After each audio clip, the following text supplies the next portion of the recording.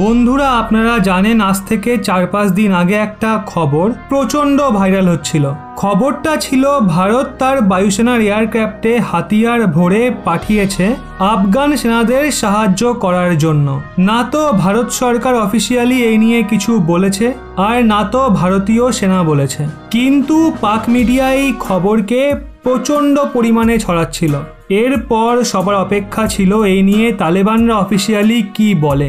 আর তালেবানরা যেটা বলেছে সেটা শুনে আপনারা হয়রান হয়ে যাবেন, কারণ সবাই ভেবেছিল তালেবান এখানে আক্রমণাত্মক ভাষা প্রয়োগ করবে ভারতের বিরুদ্ধে আর হতে পারে ভারতকে হুমকিও দেবে। কিন্তু তালেবানরা এই খবর নিয়ে যেটা বলেছে সেটা জেনে হয়তো আপনারা অবাক হয়ে যাবেন।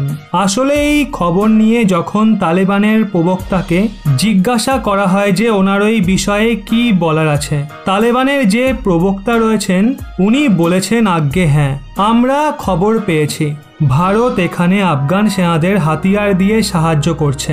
ভারত এরকমটা যেন না করে, তালেবানরা এটাই বলেছে।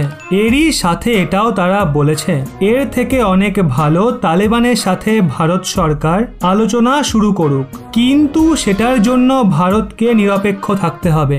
মানে আমরা এটা বলছি না যে পুরোপুরি আমাদের পক্ষে চলে আসো, কিন্তু আমরা এটাও চাই যখন আপনারা আমাদের সঙ্গে নেই তখন আফগান সরকারের সাথেও না থেকে আপনি একজন নিরপেক্ষ ব্যক্তি হিসাবে আমাদের সঙ্গে আলোচনা করুন। মানে কোথাও না কোথাও তালেবানও ভারতের সাথে আলোচনা করার জন্য উৎসুক হয়ে আছে। এর কারণ কি আমি আপনাদের বলছি। আপনাদের বলে রাখি তালেবান আমেরিকান ফোর্সের সামনে, ন্যাটো ফোর্সের সামনে কিভাবে টিকলো, এর সবচেয়ে বড় কারণ হলো লোকাল সাপোর্ট। আর তারা লোকাল সাপোর্ট কিভাবে অর্জন করত? তারা বলতো আমাদের দেশে দুনিয়ার বিভিন্ন দেশের সেনা ঢুকে পড়েছে, আমরা এদের তাড়িয়ে ছাড়বো। আফগানিস্তানের জনতা হয়ে আপনারা আমাদের একটু সাপোর্ট করুন। আর আফগানিস্তানের জনতা এই ভেবেই তাদের অনেক সাপোর্ট করেছিল। কিন্তু এখন দুনিয়ার বিভিন্ন দেশের সেনা সেখান থেকে চলে গেছে, কোনো দেশের সেনাই আর সেখানে নেই। তাই এক্ষেত্রে যে তালেবানরা রয়েছে তারা চায় যদি যুদ্ধ লম্বা সময় ধরে চলে তাহলে তাদের সাপোর্ট বেস পুরো নড়ে যাবে। উল্টে জনতা বলবে আপনারা তো বিদেশিদের বিরুদ্ধে লড়বেন বলেছিলেন, কিন্তু আপনারা তো দেখছি নিজের দেশের লোককেই মারছেন। সেক্ষেত্রে যদি এর মাঝে ভারত আফগান সেনাকে হাতিয়ার প্রোভাইড করে চুপচাপ, তাহলে আফগানিস্তান থেকে তালেবান মুছে যেতে থাকবে, কারণ বিনা লোকাল সাপোর্টে তালেবানের টিকে থাকা অসম্ভব। এক্ষেত্রে আমার মনে হয় ভারতের সঠিক স্ট্র্যাটেজি হবে এখনো 2-1 মাস থেমে দেখা। আফগান সেনার কি সেই ক্যাপাসিটি রয়েছে তালেবানকে আটকানোর? যদি তেমনটা দেখা যায় তাহলে ভারত এখানে আফগান সরকারকে অবশ্যই হাতিয়ার প্রোভাইড করুক, কারণ এটাই যুদ্ধকে লম্বা সময় ধরে চালাতে পারে। আর যুদ্ধ যত লম্বা সময় ধরে চলবে তালেবান তত কমজোর হবে, কারণ তাদের লোকাল সাপোর্ট ধীরে ধীরে কমে যাবে। আপনারা হয়তো বলতে পারেন হাতিয়ার এখন থেকে প্রোভাইড করালে কি সমস্যা হতে পারে? দেখুন, এতে রিস্ক আছে। যদি আমরা এখনই হাতিয়ার প্রোভাইড করে দিই আর হাতিয়ার থাকা সত্ত্বেও আফগান সেনা তালেবানের কাছে হেরে যায়, তাহলে এটা একটা সেটব্যাক হবে। সেক্ষেত্রে 1-1.5 মাস ধরে ভারত এখানে রিয়ালিটি চেক করে নিক, কারণ তাতে ভারত নিশ্চিত হয়ে যাবে। যদি আফগান সেনা বিনা হাতিয়ারেই তালেবানের বিরুদ্ধে 1-1.5 মাস ধরে টিকে যায়, তাহলে হাতিয়ার পেলে পুরো উপড়ে ফেলবে তালেবানকে। দ্বিতীয় মেন পয়েন্ট হলো যারা চিন্তিত রয়েছেন পাকিস্তান তালেবানকে সাপোর্ট দিচ্ছে এই নিয়ে, তারা বিশ্বাস করুন এটাও বেশি দিন পর্যন্ত চলবে না। তাই পাকিস্তান লম্বা সময় ধরে তালেবানকে হাতিয়ার সাপ্লাই করতে পারবে না, কিন্তু ভারত এরকমটা করতে পারে, কারণ ভারতের কাছে বিলিয়ন বিলিয়ন ডলারের সম্পদ রয়েছে, বিদেশি মুদ্রা ভান্ডার পড়ে আছে। আর আমাদের কাছে স্বদেশি আকাশের মতো এয়ার ডিফেন্স সিস্টেম রয়েছে, আমাদের কাছে নিজস্ব রাইফেল রয়েছে, যেগুলোকে আমরা প্রোভাইড করে তালেবানকে হারাতে পারি। চিরকালের জন্য আফগানিস্তানে ভারতের ইনফ্লুয়েন্স বাড়াতে পারি। এখন হয়তো আপনাদের মনে প্রশ্ন আসতে পারে এর ফলে যদি তালেবানরা ভারতে অ্যাটাক করা শুরু করে দেয়? তো দেখুন, যদি আপনারা ভেবে থাকেন তালেবান যখন আফগানিস্তানে চলে আসবে তখন ভারতে অ্যাটাক করবে না, তাহলে আমাদের থেকে বোকা কেউ আর হবে না। তালেবান নিশ্চিত রূপে ভারতের কাশ্মীরে ইনফ্লুয়েন্স বাড়ানোর চেষ্টা করবে, কারণ পাকিস্তান বর্তমানে যেভাবে তালেবানকে সাপোর্ট দিচ্ছে না, তাতে তালেবানকে কাশ্মীরের মামলায় পাকিস্তানের সঙ্গ দিতে হবে। এই ব্যাপারে আপনাদের কি মনে হয় অবশ্যই কমেন্টে জানান। বন্ধুরা, ওদিকে আরও একটা চাঞ্চল্যকর খবর বেরিয়ে এসছে।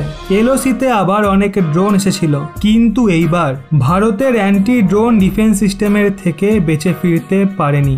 আজ্ঞে হ্যাঁ বন্ধুরা, ভারত সেই ড্রোনগুলোকে ধ্বংস করেছে।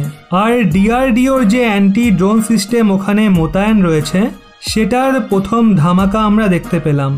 সম্পূর্ণ ব্যাপারটা আপনাদের বিস্তারিত বলছি, শেষ অবধি সঙ্গে থাকুন। বন্ধুরা, কিছুদিন আগে তো আপনারা জম্মু কাশ্মীরের ড্রোন হামলার ব্যাপারে শুনেছিলেন, আর ওই সময় অনেক প্রশ্ন উঠেছিল, ভারত কি এই ড্রোন হামলার থেকে বাঁচতে পারে না? ভারতের কাছে কি এর কোনো ব্যবস্থা নেই? কোনো অ্যান্টি ড্রোন সিস্টেম নেই? ভারত সরকার কি এর বিরুদ্ধে কোনো অ্যাকশন নিচ্ছে না? বন্ধুরা, আপনাদের তখনই বলেছিলাম ভারত সরকার অবশ্যই কিছু করবে, কিন্তু ভারতের চিরকালই এই কমতি রয়েছে।